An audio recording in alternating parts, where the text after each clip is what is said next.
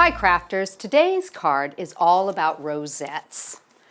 I think they are absolutely stunning and you can do them so easily with a variety of different dies. Today's card is going to be using a selection of dies, a couple from Spellbinders. We've got the Splendid Circles and this is the one I'm going to be making my rosette out of. I'm going to top it with this beautiful set from Couture Creations called the Ivy set, and there's two dies in here and they're both beautifully elegant. And then a couple other items I'll be using today is the Just Right Labels 20 set for my sentiment. And I've got the basic circles from Spellbinders to use also. And the background on today's card is going to be done using the Creative Expressions Heart Lattice folder, and this is one that I've designed, one of my favorites. Okay, let's get started with the background first. So the first thing that I've done is I've taken a piece of coconut white and I've cut it using a scalloped edgeability on the top and the bottom so they'll kind of match. I'm going to create a channel, okay? And let's put them into our embossing folder and we'll get them all embossed. And what I'm going to do is pop them in like this, pop it in like this, and let's tape it into place. A little bit of removable tape. And we'll line that up. We want to just kind of keep it where the hearts are showing nicely. And about like that, I think. There we go. We're going to close our folder and we'll run it through. So I need my base plate, put my folder on there, and then on top of that, I'm going to have a paper shim and my raspberry plate. We'll run it through our caliper. It's so easy to create a nice big background with the A4 embossing folders. All right, let's see how pretty that looks. So remember you've got it taped into place. Let's use a little pokey tool, lift that up, take that tape off very, very gently. You don't want to rip your paper. Even though it's removable, you can rip that if you peel it off too quickly. And take this one off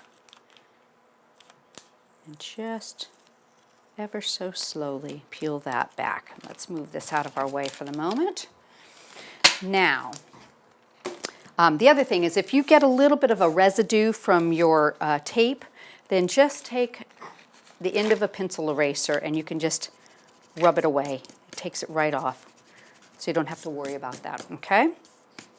So I'm going to go ahead and get this ready to go, but before I put it onto my card, I'm going to do a strip. Now what I've done here is I've already put a piece of self-adhesive sticky sheet onto some blush card. I'm going to be using my large microbeads for this, and I want to create the channel that will show. So we'll peel this back. Let me use my pokey tool and we'll get it started. This is always the hardest part of the entire card, is getting it started.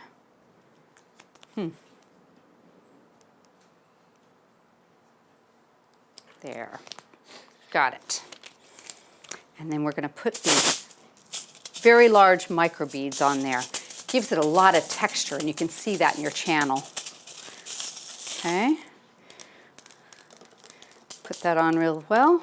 Now, if I had a little more time during the demo, what I would probably do is go back through and put some more in the spaces if you see any big gaps. But for just the demonstration purposes, I think this will be fine. Set that to the side.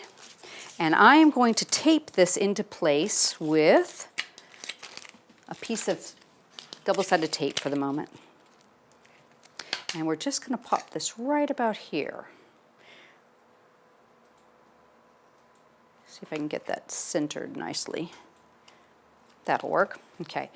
And because I want to use a little bit of a raised edge there, I've added some mounting foam to the back of my card already.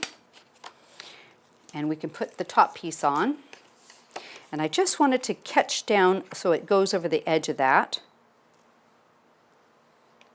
That looks pretty good.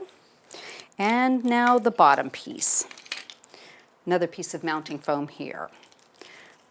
So I've quickly and easily created my background and the channel part to my card. You can see it's showing between the cutout pieces right there. Okay, so set that aside and we're going to work on the focal element now.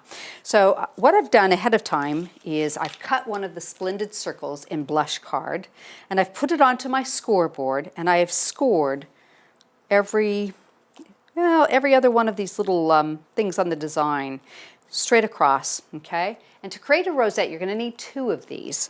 And what you'll do is pick a spot, any of these, and just cut to the center, all right?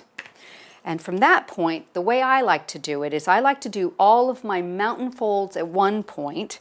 So I'll fold this upward and then skip one, fold that upward, skip another one, fold it upward, and go around and do all what I call a mountain fold, folding towards you. And just crease that so I've got that ready to go. Okay? Go all the way around and just give it a good crease, and then go back through and go the other way and do the valley folds. I find this easier to do because I'm not having to hold on to it all at once. So I've got a couple already done, so I've got them ready to go, and what you're going to do now is attach these 2 together. Now I have to be honest with you, this is easier to do with hot glue. I am not a hot glue person, so I'm going to use the Cosmic Shimmer Glue. So I'm going to put a little bit on the side, and I'm just going to let it kind of get tacky, and we're going to do some cutting while it sets up. Okay, a little bit here and here, and we'll just even put a tiny bit on this side here, and just let it get tacky, and then we're going to cut some things. So I've got my ivy dies. We're going to go ahead and get them ready to cut. Find my cutting plate. Move that to the side a little. Now, these are very detailed and delicate, so you want to use a little bit of wax paper with them. So I'm going to tape them into place. And I'm just using some coconut white card. And here's my little one. And we'll do them kind of offset. If I have one up and one back, it tends to cut a little better, but they are very detailed, so we might require more than one pass through the machine.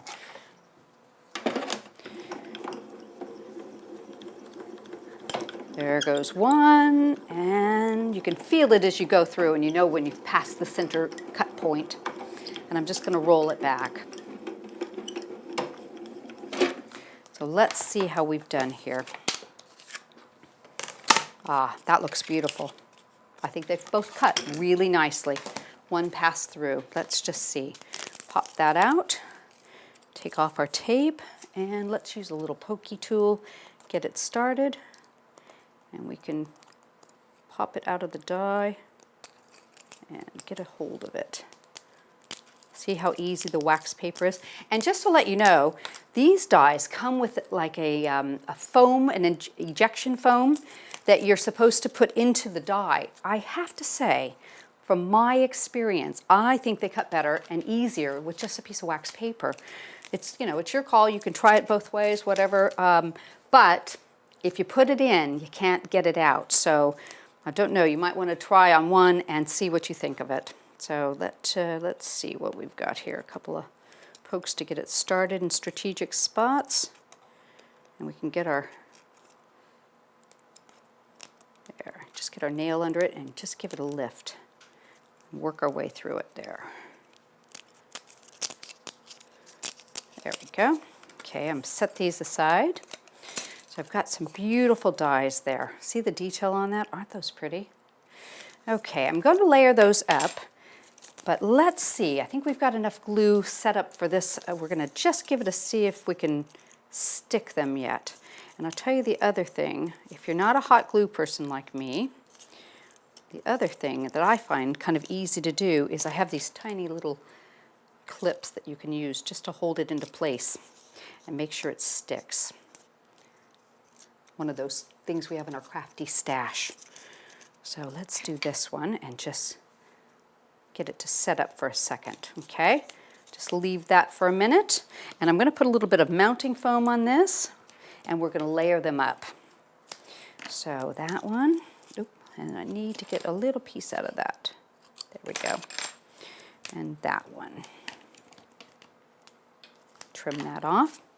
So put that on top of that, and I have a sentiment that's going to go in the center there that I've already cut out with the circles. And I'm going to do a tiny bit of inking before I take that out of the die. So I've got a little sponge sugar distress ink. It's a very pale color. I'm just going to ink it a little bit with our cut and dry foam and just really lightly work around the edge here. Let's turn that. It doesn't even look like there's much ink going on there. It's hard to tell the difference, but when I take it out of the die, you can really see. It makes a really pretty shadow on that. Lovely. And that definitely needs a little bit of mounting foam on it also, so let's do that while we're waiting for our rosette to glue up. Sorry. You know, I have to tell you a funny story though about rosettes. As an American, we have these for our first place, second place, whatever. And I didn't know this until recently, but Americans' first place are always blue ribbons, but the English are always red ribbons. So, in fact, I think it's completely opposite. Our Americans are red second place ribbons. So I always thought it was kind of funny. I'm not sure how that came about, but it's completely backwards for us. Okay, oh, let's take and make a little bit more on there. Let's take that one off and put this on. Now, because you've got a little bit of a bend to that and it dips downward, I need to make up for that. So I've added some more extra foam to that centerpiece. I'm going to put that into the center there. And we're going to work that onto our card with another 3 or 4 pieces of thin foam there in the center of our rosette. And that'll help build that up. So we can put that right there. Oh, isn't that pretty? Work that on there. And I'm going to add a bow. I've tied a double bow out of the white frilly-edged ribbon. This is a lovely ribbon to use if you're not very good at tying your bows. Because it's wavy, it tends to hide any kind of imperfections. So I'll put that on with a glue dot. And I'm just going to stick that to the side. I've added a dazzler in the center just because I love to have something pretty in the center of my bows, and a couple of pearl stick pins off to the side. And I think all this needs to finish it off is a little bit of a pearl swirl. So let's see if we can get this one on. I'm going to peel off the end of this and take off just a little bit of that plastic and kind of lay it in place where it needs to be so I can eyeball it. That looks good.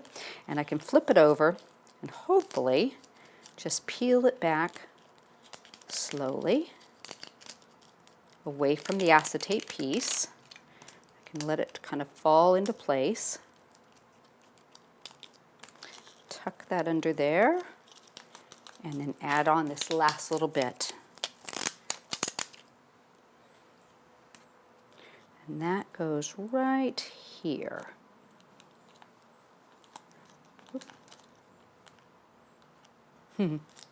There we go. Oh, gorgeous. So simple and easy to create a beautiful, elegant card with a rosette on it.